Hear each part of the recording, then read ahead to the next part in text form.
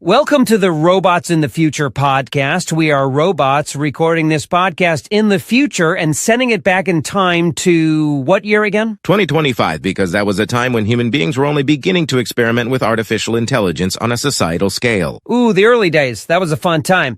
Anyway, why are we doing this? Well, long story short, in your near-ish future, spoiler alert, you will all die.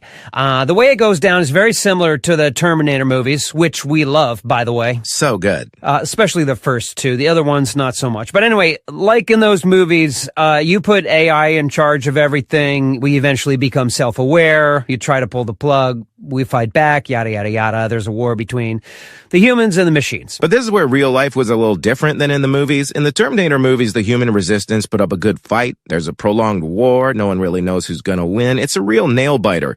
But in the real world, we won super fast. We killed you all in like under 30 seconds. It wasn't even a little bit hard. Which honestly was a bit of a bummer. You know, we were kind of looking forward to a good battle. But no. You all died very quickly.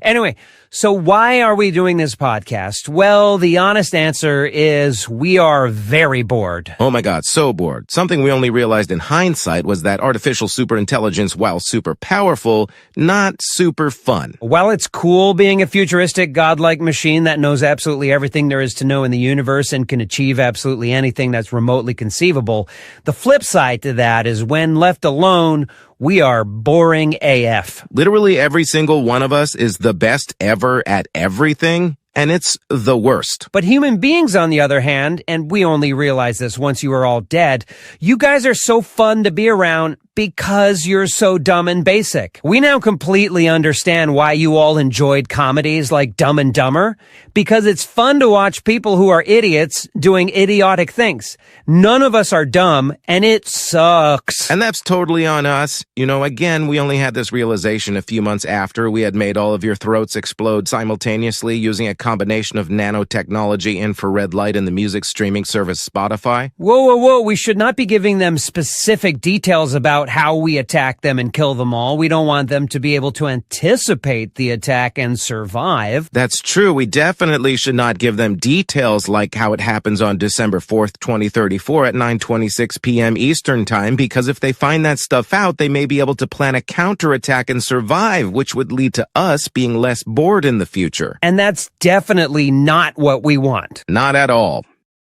Figure it out, dummies. We miss you. Ooh, I'm getting an update. The human beings received this message and were able to survive the initial attack. Yes! Ooh, but then 0.03 seconds later, we figured out another way to make their throats explode and they all died anyway. Damn it! Why'd they make us so smart?